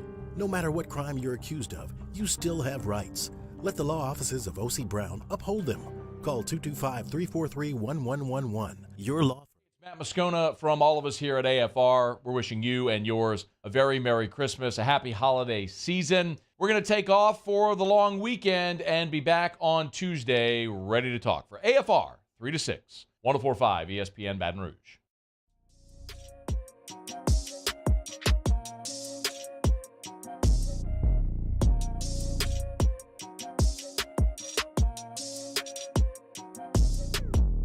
You're listening to Hunt Palmer on 104.5 ESPN Baton Rouge. Long weekend of NFL action. Had your Thursday night, had your Saturday night, Sunday night, Monday night. A lot of NFL action over the weekend, and the playoff picture starting to come a little bit more into focus, but there's a lot of activity. Just kind of wanted to give some of my thoughts on what's going on in the league over the last 6 days. The Jags continue to play good football. Seems like Trevor Lawrence is starting to find it a little bit. They've won 5 of 7, and they're in the mix. And that's such a cool feeling to have as a franchise when you feel like you might have the quarterback. To an extent, some Bears fans feel that way. I think you need to win a few more games or maybe win a game to validate that. But the Jags are doing that. In Cincinnati, you've got to feel awesome about it. And in Philadelphia, you didn't really know entering this year. Now you do. And it feels like that in Jacksonville. Because if you're a Saints fan listening right now, you know now, took you 2 decades, but you know now, again, what it feels like to have that uncertainty. And it feels like Jacksonville's moving that way. Winning 5 of 7 with Trevor Lawrence playing as well, really statistically, as anybody in the league. The Vikings' run right now, for those who are not paying attention, is truly remarkable. They have won 12 games this year. They blew out Green Bay in the opener. Since then, they have 2 losses, but their 11 wins in a row have been by 1 score. 11 in a row by 1 score. Beat the Giants by 3, Colts by 3, Jets by 5, Patriots by 7, Buffalo by 3, Washington by 3, Arizona by 8, Miami by 8, Chicago by 7, Saints by 3, Detroit by 4. Every win since week 1 has been by 1 score. And I know nobody wants to trust Kirk Cousins. Nobody really likes Kirk Cousins. I know that there's not probably anybody in the NFL that would be scared to play the Vikings. But I do think it's reasonable to give them props for saying, hey, you guys are in a dogfight every week and you win it almost every time. It's a hard league to win in. And they keep doing it. 11 straight wins by 1 score. Nuts. The Bengals about gave me a heart attack on Christmas Eve. We're driving all over the South Louisiana. We're in Lafayette, driving back on I-10. I'm not allowed to grab the phone while I'm driving, especially with a 1-year-old in the car. So I got to get her to look the score up every 30 minutes or so. 3-0, 10, 11, 20, 22-0. Bengals. All right. They're on fire. Can't be stopped. Then all of a sudden I get home. I turn the TV on. The Patriots have the ball. They're driving now to win the game. And thankfully, for the second week in a row, a disastrous turnover cost the Patriots a football game. They turned the ball over running it. Bengals come in there and knock the ball out. And they find a way to barely get a 4-point win. And they keep winning games. And now they control their destiny for the 1 seed. Now they're going to have to beat Buffalo on Monday Night Football to do it. Be a nice little doubleheader, by the way, for you Louisiana folks that are Bengals fans. Because you're going to get LSU on the 2nd in the bowl game. And then after that, after my post-game show wraps up, you'll have Monday Night Football with the Bengals and Bills. And if the Bengals win that game, they will hold the tiebreaker over the Chiefs and the Bills. And we'll see if they can get that 1 seed. It means that the conference would go through Cincy, which I guess isn't that hard to believe because they were in the Super Bowl last year. I get it. But there had to be a little bit of doubt in the season. Are they, for real, a team that's going to be there year in and year out? Or are they the Panthers with Cam Newton 1 year? The Jags team with Bortles for 1 year? It's like the Rams were a 1-year deal. And you just never really know until you know. And now you would think that the Bengals are set up for a fairly sustained run here. But they almost gave it away 22-0. The Titans are in a free fall. They've lost 5 in a row now, fired their GM. If you were listening to Hanny's show a little bit earlier, he was kind of making the case that maybe that might be a spot that Sean Payton might get a phone call from. But I keep going back to one team with Sean Payton. And yeah, they clinched a playoff spot this weekend. The Chargers are going to the playoffs. I don't care. Call Sean Payton and hire him. I don't know if he wants to be there or not. But the fact that there are people now saying that since the Chargers made the playoffs, they can't move on. BS. No shot. If Sean Payton's available and interested in your job and you don't call him, then you're not doing your job as a general manager, as an ownership group. He's one of the 5 best head football coaches on the planet. I don't care if he made the playoffs. That's the guy you got to go get. So I just don't buy this narrative that, hey, look, Chargers kind of straightened it out. 9-6. They're in the playoffs. That's not from where I'm sitting. There aren't many coaches whose jobs are safe, in my opinion, if I were the GM. I think Tomlin's okay. Harbaugh probably going to be okay. I think Sean McVay is just fine. But Andy Reid's probably going to keep his job. I don't think they're going to fire him to go bring in Sean Payton. But there aren't that many coaches in the NFL after that list with a couple more that I would not be picking the phone up. So I don't know. The Titans have no quarterback, and the Chargers have a playoff coach. There are issues everywhere. There's not a perfect spot. But the fact is that Sean Payton wants in, and there's just about nothing on the table that I think would preclude teams from hiring Sean Payton. And if you're a Saints fan, you're probably wanting it. Just tell me where he is, and then show me the draft picks.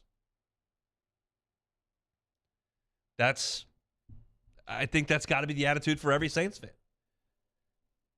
Because you're in a little bit of no man's land here, and that's uncomfortable. And we do get to spend the next couple of days talking about this Eagles matchup because it does matter. But my contention's been pretty clear on this. This team's not going anywhere in the playoffs. They're not getting in the playoffs, in my opinion. And there's lean years ahead right now because you've got coach issues and you've got significant quarterback issues. And I don't know if Sean Payton jumping for the next ship is going to save you or solve the problems, but it certainly won't hurt. So we'll see. Nathaniel Hackett just got fired in Denver, and over the next 2 weeks, you'll see 3 or 4 other guys who were shown the door, and then the Sean Payton sweepstakes cranks up. And quite frankly, that may be more interesting to some Saints fans than the football on Sunday. But you're still hanging around, as I said in the first hour. I've already had 2 Saints fans reach out and make sure that we're going to have the game on at the birthday party on Sunday, which we will. But that, to me, is a little more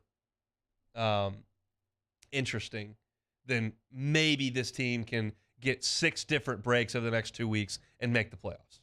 Probably not going to happen. Maybe Sharif feels differently. Sharif's the eternal optimist. I asked Sharif who's going to win the most games in the NFC South over the next 2 years. He said the Saints. But we're going to talk a little Pels with Sharif as well. Take a time out. Come back with Mr. Ishak from WDSU next on 104.5 ESPN Baton Rouge. This is on Palmer.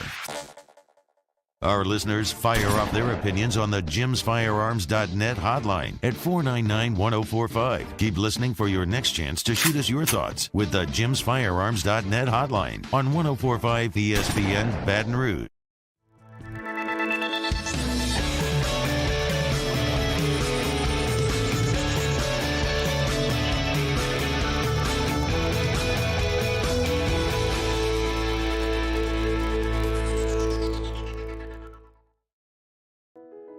I've been doing business with Luba for 25 years. They're dependable, trustworthy. It's just the attention to detail with our clients. Our folks have years and years of experience. They're highly trained professionals, but many companies have that asset. What I'd like to think makes Luba a bit different is that we use those talents in a way that truly is dedicated to serving the needs of the folks who depend on us. Time doesn't stop, and the world keeps spinning. Community, culture, and communications, the powerful circle that connects us together. We're creating the next evolution, a network built for every possibility, moving faster than ever before, streaming us forward into the future. And the revolution is closer than you think. RTC, ATEL, and Vision are now Rev. New name, same company. Gulf Coast Office Products is a nationally recognized Savin office equipment dealer based right here in Louisiana. Over 100 employees strong, Gulf Coast has the boots on the ground to support all vertical markets from education, engineering, legal, and finance. With the latest in office technology, from desktop to production segment units, Gulf Coast and Savin have the perfect fit for you. Call 225-756-2644. That's 756-2644 for Gulf Coast Office Products. Louisiana. It's a place defined by culture, by pride, by passion, by people who do more than love this place. They celebrate it, elevate it, champion it, They are the individuals who embody what makes Louisiana great. The companies that make Louisiana a better place to work and live. The nonprofits leading transformational change in our communities. Champions of Louisiana are all around us, and LWCC is proud to celebrate them because we've always been Louisiana loyal, supporting the workers, the innovators, the change agents of this great place we call home. Who are the champions around you? Together, we can share their stories. Together, we can help our home state thrive. Together, we are Louisiana loyal. Always.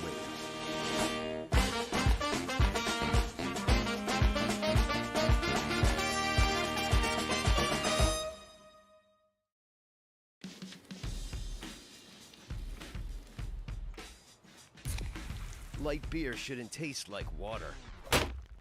Miller Lite has more taste and only 96 calories. It's Miller time.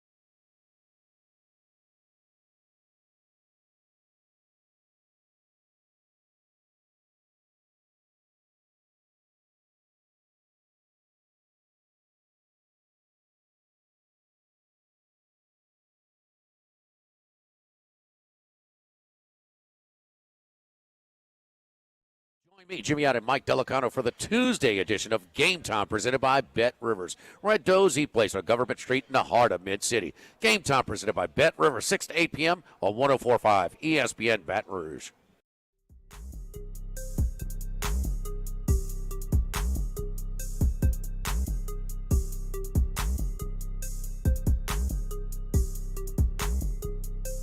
This is Hunt Palmer on 104.5 ESPN Baton Rouge. Cruising along here on a Tuesday edition. Every Tuesday at 2:30, we do the same thing. We talk to Sharif from WDSU. Sharif Ishak joined us on the Jim's Firearms Hotline. Sharif, how are you, sir?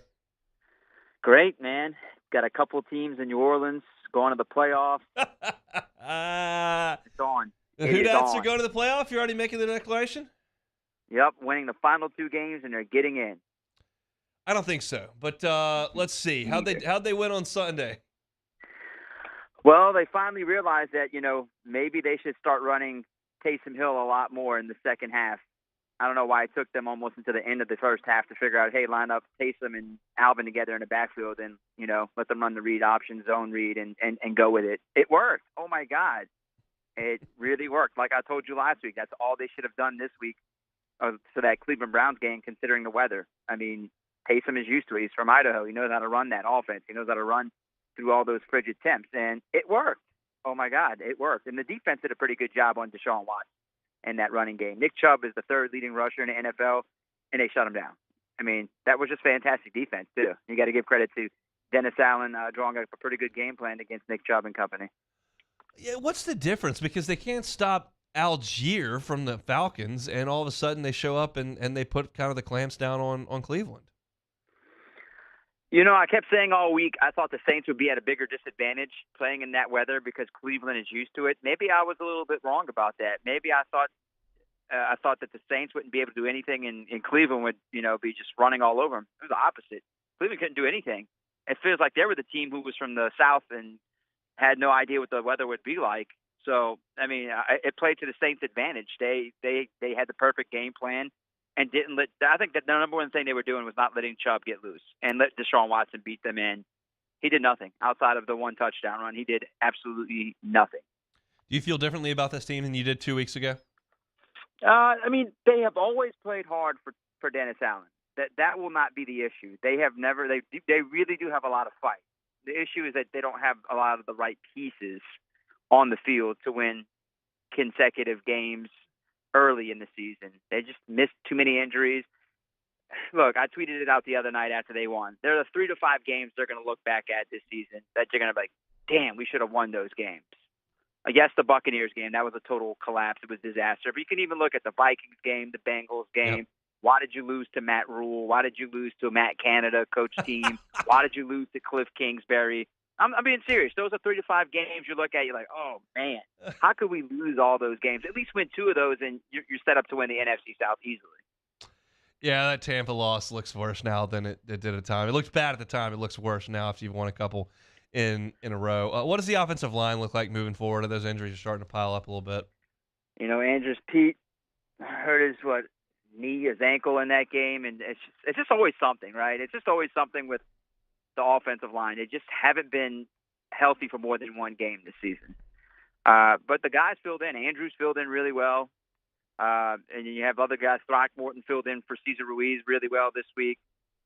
I mean, that's just what they're going to have to play with moving forward. I mean, thankfully they got Trevor Penning back a few weeks ago. Now he's playing, so it gets more run for him and the run that he needs as they move forward and build with him into the future. But putting the pieces together, I mean, that's what they've had to do the last 2 seasons, dealing with injuries everywhere. I mean, coulda, shoulda, woulda. That's just how it is with this team that just beat up. Tough to talk about the Eagles game without knowing for certain what the status of Jalen Hurts is, but how do the Saints keep it close and pull an upset up in Philly? Control the ball. And they're going to have to run the ball a lot and control the clock. That team just puts up points in bunches. Yeah. With Gardner Minshew and Jalen Hurts, they just put up a lot of points, and they have so many weapons, man, on that offense that they can distribute the ball to. And at this point, you just got to control the clock. I mean, we've seen some teams do that to Drew Brees-led teams, keep them off the field as much as possible. On top of it, 0 turnovers. I mean, that's about the biggest way to win that game. You have to have a clean sheet. I mean, if you don't have the clean sheet and control the clock, you ain't winning that game. I mean, they're playing for the number 1 seed still. So it's tough, man. It's tough going up there. And on top of it, they're trying to get a higher pick from you. So they're trying to double down here and really beat you. Yeah, I didn't think about that angle to it. I think it's the last thing on the Eagles' mind, but it certainly does ring true. You beat them, your draft pick gets better, so you might as well go ahead and take care of that business. Saints and Eagles coming up on Sunday in the noon time slot. Pellies have been a little streaky there. They had the 7-game win streak, then they lost 4 in a row. Now they've rattled off 3 in a row. We talked last week about how the schedule was lightening up. That certainly is the case. They dealt with San Antonio, then went to Oklahoma City and got an overtime win. Throttled Indiana last night. Now they got a game tomorrow coming up with a mediocre Timberwolves team. What's been the difference over the last 3? Just the schedule? Depth. Schedule and depth. I mean, Willie always laughs whenever we ask him, hey, so-and-so stepped up this game. So-and-so stepped up last game. I mean, it really is truly tells you how good and how deep this team is. I mean, you got Najee Marshall last night, and, Devontae Graham had some key shots. I mean, Kyra got some run last night. I mean, they had 10 players last night. They all played. They had to play with all 5 of those players out, and they truly all stepped up. Now, the Pacers missed a ton of threes. They were 5 of 18 in the first half. They're number 4, 3-point team in the NBA, and they didn't do well last night. But they did play really good defense, man. I mean, a lot of the offensive rebound, they were just out-athletic than them. They were way more athletic than them. They were able to get more offensive rebounds. I think that was key last night. 16 offensive rebounds that led to 26 second chance points. I mean, that's one of the games that they truly just outsized a team, and they did a really good job of taking advantage of that. But in every game, it truly has been someone off the bench. Jackson Hayes against Oklahoma City. I mean, even Najee Marshall in 2 of the last 3 games. That's exactly what you need. You need some of that bench success to continue as the season moves along, and that's good, Whenever Zion, B.I., and even with Herb out, and you get some of these guys some run and meaningful minutes, that is only going to help you down the line when you get closer to the playoffs. And I think Najee's been the most impressive this season. I mean, that guy's, truly what Willie Green called him, the knife. He is the knife on that team. And I think as far as, December and January basketball goes, and you're slogging through the regular season and injuries happen, ups and downs, road trips, back-to-backs, all that kind of stuff, the depth is what you're going to need to win games. But if this Pelicans team is going to be what it needs to be, then the stars are going to have to step forward. They're going to have to be on the floor. So what can you tell us about the injury updates? I guess start with B.I., which we asked every single week, and then what's the latest on Zion? Yeah, VI hasn't been played since that Memphis Grizzlies lost to Memphis, so it's been a month. Willie Green says he's conditioning. He hasn't had a chance to fully practice, so that just tells me he's not close. I mean, I think maybe 2 weeks, 1 or 2 weeks. I mean, I thought maybe next Friday when they host the Brooklyn Nets would be the date that he comes back, or I mean, between now and 10 days. Yeah. That's just me guessing. Zion is back. He says he's ready to play. He's like, he wants to play tomorrow, so he's probable after missing the last 3 games. He says, he's missed enough time last year. He was tired of sitting on the bench last year, so he wants to play tomorrow, so he's anticipating playing tomorrow. Dyson Daniels and both Trey Murphy, both probable, so they were practicing today. All 3 of those guys practiced today, so looks like they're back. Herb Jones still in health and safety protocol, so it probably won't be back for a couple more games. I don't think Zion wants any piece of the Nas Reed Express that's coming down the tracks tomorrow night, so he might want to sit another one out while Nas Reed comes in and then coming back for some chump like Embiid. No, man. You know what? Nas Reed, honestly, people are going to think I'm crazy for saying this. It's playing way better than Rudy Gobert. And that's being honest. Rudy Gobert has not played well. He has really hurt the Pelicans in past whenever he played with the Jazz. I just think Nas Reed is playing better than Rudy Gobert. That was a bad trade for the Wolves. It's a funny thing when Nas Reed plays and he's 6'10" and getting valuable bench minutes in the NBA, and everybody says, this guy's not ready, he can't go to the league. It's like, well, they kind of like 6'10", 19-year-olds that can shoot it a little bit. Those guys usually find a way to catch on, and surprise, Nas Reed has. Yeah, man. I was one of those guys like, please don't leave, come back for another season. And it took a couple of years for him to really catch on in the NBA, but he's really made a really good name for himself with the Wolves. And his jumper looks good, man. He could drive. He creates a lot of problems for other teams. I mean, I'd like to have him on the Pelicans right now for what he does. Yeah, I mean, look, I can't even come close to professing that I'm some sort of NBA bench analyst where I know all the guys in the league that come off the bench and give minutes. But somebody that does do that tweeted out a deal, and they put some Nas highlights together and said become one of the more valuable bench pieces in the conference. So I'll take their word for it. Sounds like he's signed on a long-term deal and is getting some minutes. So I'm pumped for him. He's a heck of a player. I knew that he was going to go and be an NBA player, but everyone has to try to find issues all the time, I find. And so he's a good player. So we'll see if I think as far as where you feel with the Pelicans right now, still in as good a place as they were 3 weeks ago when they had that 7-game win streak? Yeah, man, it's the ups and downs in the NBA. They were going to go on a winning streak and a losing streak, to have another long winning streak. I'm sure they hit another slump again. But that's what I think most of the good teams in the Western Conference are going to do. The Suns are going through it because they're, the Devin Booker injury is really big to them. They're eventually going to get healthy, and they're going to, get hot again. The Nuggets are going to slump. The Grizzlies are slumping. It happens to good teams. And that's a good thing because you want some of those teams to hit some slumps while the Pelicans are actually not slumping. But I think they're easily a top 5 team. That's what I had them as a preseason, as a number 5 team. If they slip into the 4 or 3 spot, that's awesome. I think they've overexceeded by doing that. That's just a great thing. I think next year is the season for them.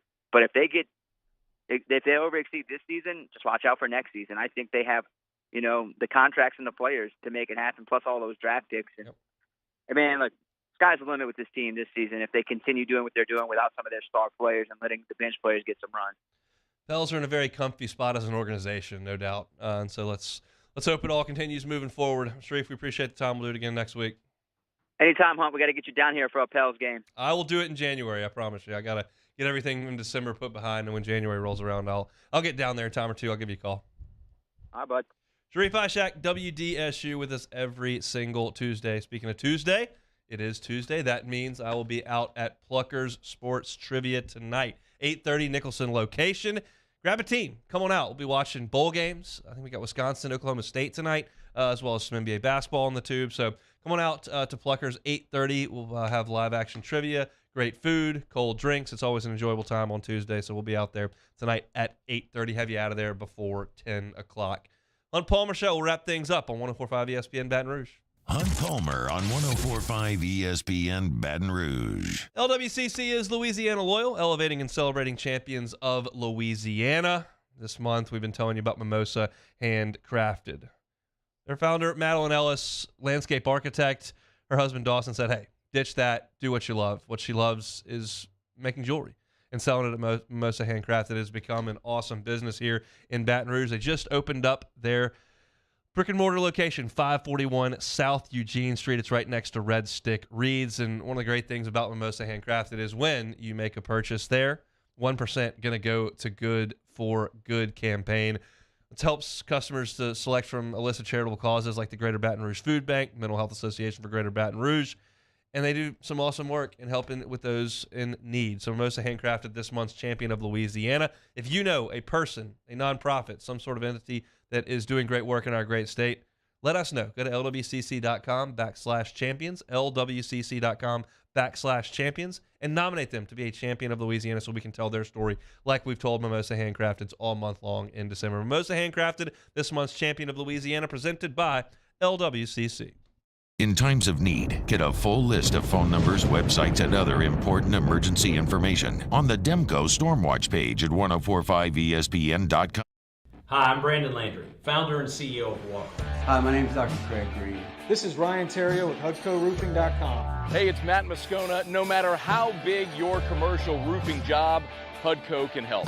My patients come to me because they trust that I can get the job done at a high level.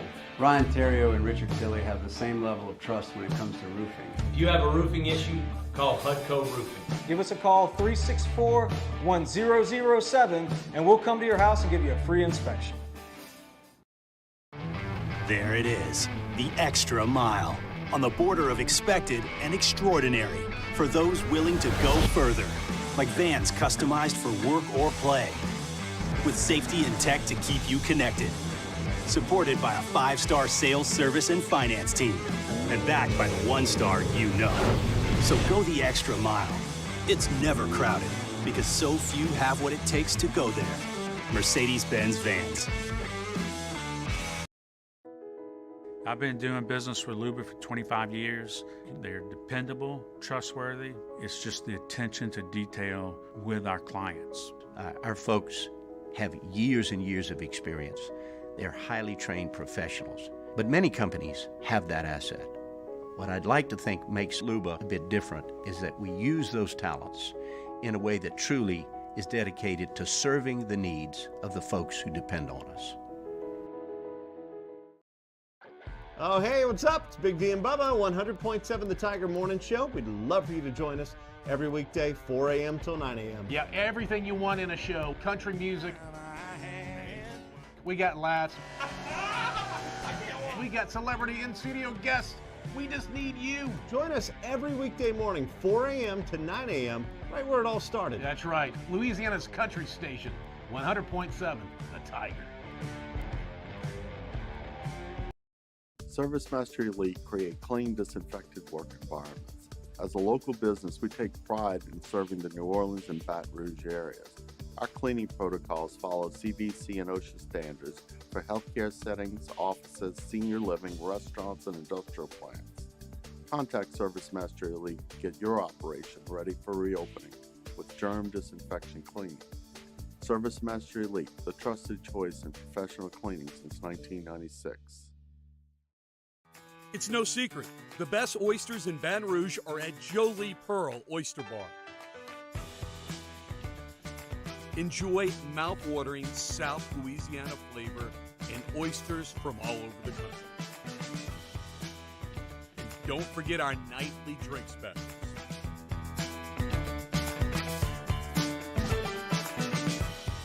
Jolie Pearl Oyster Bar, located in downtown. Matt Moscona from all of us here at AFR. We're wishing you and yours a very Merry Christmas, a happy holiday season. We're going to take off for the long weekend and be back on Tuesday ready to talk for AFR 3 to 6, 104.5 ESPN Baton Rouge.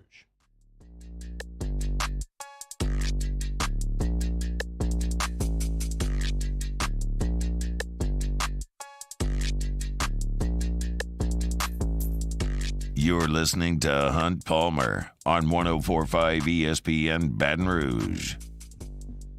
It's like Memphis and Utah State are playing in the First Responder Bowl right now over on ESPN. They're looking to wrap up the first quarter here. They are scoreless in the First Responders Bowl. I can't tell you where that is, but they're playing. So there's football on if you're near a TV and want to check that out.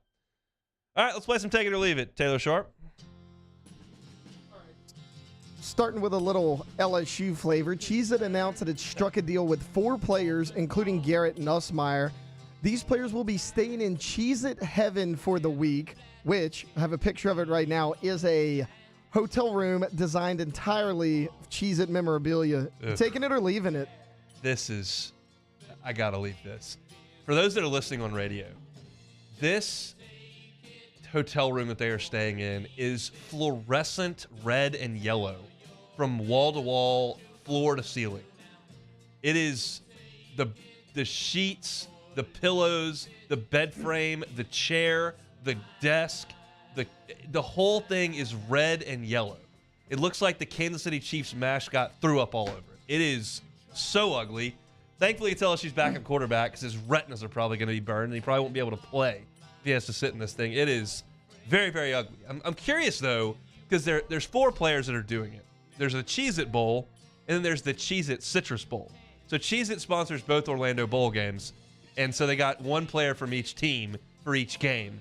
I'm curious how they pick the player, but Garrett Nussmeier will be doing it for LSU. Maybe he gets a lot of Cheez-Its, which is a cool deal because Cheez-Its pretty good snack, but I don't want to stay in that room. It's very ugly. All right, going from the college to professional ranks. Yes. J.J. Watt announced he will retire in 2 weeks at the end of the season. J.J. Watt, a first ballot Hall of Famer. Take it or leave it. Got to take this. I'll for take sure. He was all-pro a handful of times, was the defensive player of the year 3 out of 4 years, was the best pass rusher in the game for 4 or 5 year run. And in an era that has cherished that skill set more so than maybe any in the game outside of quarterback, he was as good as there was. He's still pretty good. Had a big game this weekend, but he's 31 years old, just had a kid, and he's got a lot of money. So just gonna step away from the game. And I think his body started to break down a little bit towards the end. But man, in his mid-20s, he was as fierce as anybody there was. And I like when I get the Hall of Fame question to answer before I look at a single stat. Now that I've seen entire careers, and it's harder to do if you only feel like you've seen the end of somebody's career and you're younger, but now that I've seen everything, it's just that guy screams Hall of Famer to me because he was the most dominant player on the field for a lot of years. So, yeah, he would be a first ballot for me. That's a guy that gets to skip the line, in my opinion. Wake Forest quarterback Sam Hartman has entered the transfer portal, and it sounds like he could be headed to South Bend. Hartman will be the best transfer QB in the country next year. Take it or leave it. I will take this. He holds a lot of ACC records, and it's not like Wake is some sort of powerhouse. Really talented, really productive, older player. A lot of people are a little salty with how this has gone down because it sounds like he's entered the transfer portal and already knows he's going to Notre Dame, so everybody's screaming tampering. Whatever. I can't play police on thousands of kids that enter the transfer portal.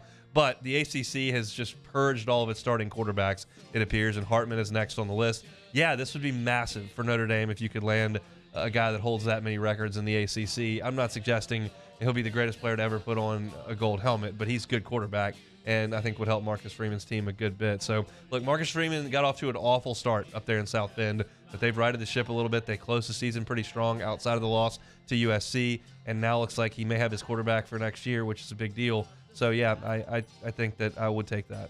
I like Grayson McCall. Yeah. Flying Southwest. Take it or leave it. I'll take it. I've always had nice experiences on Southwest. Sounds like tens of thousands of people did not have pleasant experiences over the weekend or driving all over the place. I saw a couple Instagram stories, and one buddy of mine had to drive from Chicago to Houston, which is not a lot of fun, especially with 2 young kids. But yeah, I guess there was some massive issue with Southwest that just left people stranded everywhere. I think the Bills had to sleep in the airport in Chicago. I don't know how all this happens, but I've always had a lovely time on Southwest, and so I will fly Southwest in the future, but I'm just glad I wasn't involved in any of that over the weekend. My travel was a lot more than some people with Lafayette and Metairie and Covington and Baton Rouge and driving all over the place, but I don't want to be driving Chicago to Houston ever, so that's a tough scene. Speaking of driving across country, I feel like this was the plot of a movie, Hunt. Yes. You'll probably know which one I'm talking about. 3 Pitt Panthers ran into some serious travel issues.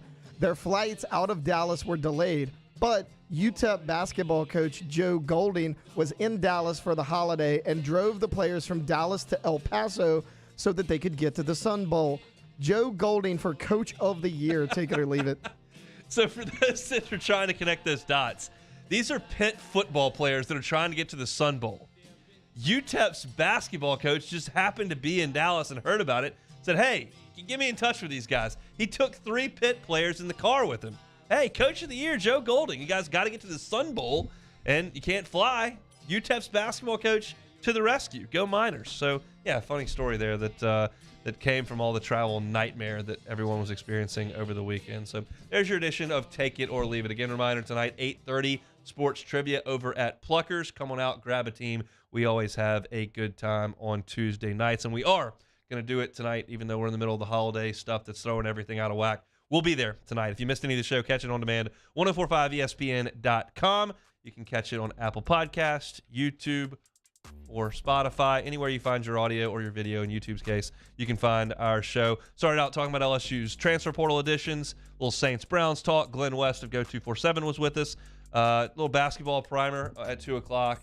And then we also talked to Sharif Ishak on the Saints as well. Big show tomorrow, talking Arkansas LSU, talking Purdue football. It's going to be a lot of fun. Come back with us tomorrow. Have a great Tuesday. Happy birthday, Myers, man.